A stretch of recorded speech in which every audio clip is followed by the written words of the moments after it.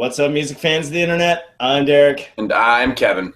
And together we're last week's album. We're bringing you the only reviews with two different views. And this week we're talking about Down in Heaven by Twin Peaks. And we're asking the big question, how does Twin Peaks Down in Heaven bring heaven to your ears? Cheers, Kevin, everyone at home. Cheers, Derek, and everyone at home.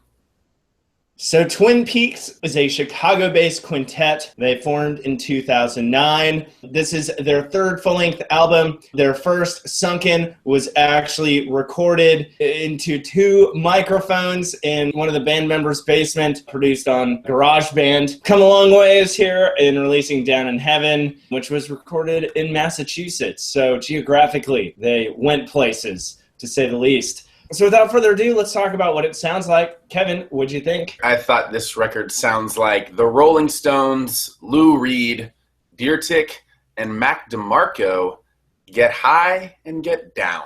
I think Twin Peaks sounds like Cut Connie gets drunk with Dr. Dog and the Growlers on the streets of Chicago before taking the L to the suburbs to TP Jeff Tweedy's house. Kevin, one track that really stood out to me was Butterfly. This one featured high energy, catchy guitar melodies, really kind of a cool music video as well. Yeah. It's a nice little roadhouse romp. It's even got a brief little building jam out towards the, second half of the song. The falsetto chorus I thought was really, really fun, sort of group falsetto chorus. Heavenly Showers was more acoustic guitar centric, which was a little bit different from the rest of their album. There was some hints of slide guitar as well, in addition to organ over the bridge, and then trumpet towards the end. The lyrics kind of describe getting over a lost lover, almost making it seem like the ex was a hangover. I really just kind of liked that metaphor they drew. One line I really liked, he says, "No, I don't feel too sad, but I could. No, I don't feel too bad now, darling, but I sure could. But I don't, and you better bet that I won't." So just kind of tale of perseverance towards the end, even though at the beginning it kind of sounds like a kind of a downer tune lyrically. I think the theme of that song is actually pretty indicative of the theme of the record. A lot of that track, also Holding Roses, Butterfly, like we talked about, Wanted You, they all feel like kiss-offs in a way, whether they're to lovers or friends. A lot of sort of relationship talk on the album and sort of being okay with either being single or losing a friend or whatever the situation. Yeah, perseverance in general, I think stands out as a theme here. One possible low light to me was just maybe some repetitions in the sound. But overall, I think they still did have enough elements to kind of keep it fresh and spontaneous.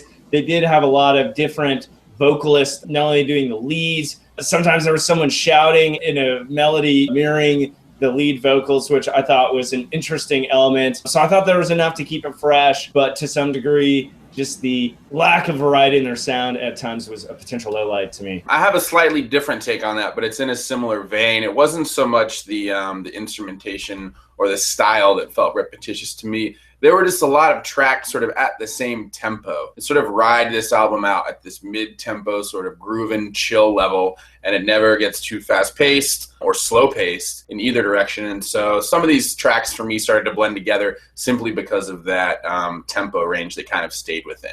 That may have been the same thing that ticked off the kind of feeling of repetition to me as well. And it definitely wasn't a bad tempo. It didn't bother me at all. I thought they feel pretty comfortable there. But I think from start to finish, listening to it on the album got to be a little repetitious. So that brings us to the overall rating. And that's a big question. How does Twin Peaks Down in Heaven bring heaven to your ears? Kevin, you want to start us off? How does this record bring heaven to your ears? I think with a very fresh, unique sound. They've got great vocals. You mentioned, Derek, they do a lot of sort of varied vocals or singing the same lyrics through different ranges or vocals. They've also got great sort of jangly guitars, some fun piano here on the record. I think the production gives it a sort of smoother touch, but it's still got a lot of rough edges to it, which is sort of their charm. And you can tell these guys are just having a lot of fun. There's a really contagious energy to this album that makes it really fun and enjoyable to listen to, and I can only imagine that they put on a killer live show. They at least sound like they would. So with all that being said, I'm going to give this one a 4 out of 5. I really dug it. I think we're going to agree a lot here. To answer the big question, I think the easy answer is fun. If you could describe these guys in terms of well-known YouTube videos, these guys would be that one with the kid that says, I like to do hood rap things with my friends. They're just having fun, with their friends.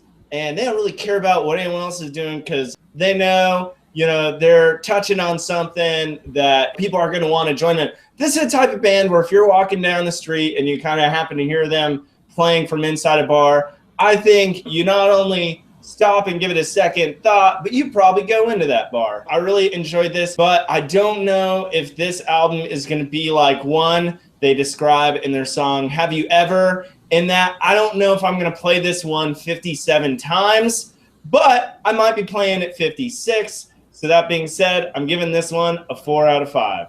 So with Kevin's, that's a combined 8 out of 10. So go check out Down in Heaven by Twin Peaks. Thanks for joining us again here at last week's. Don't forget to subscribe here on the YouTube or to the podcast and join us again next time where we're always bringing you the only reviews with 2 different views. As always, I'm Derek. And I'm Kevin. Cheers, guys.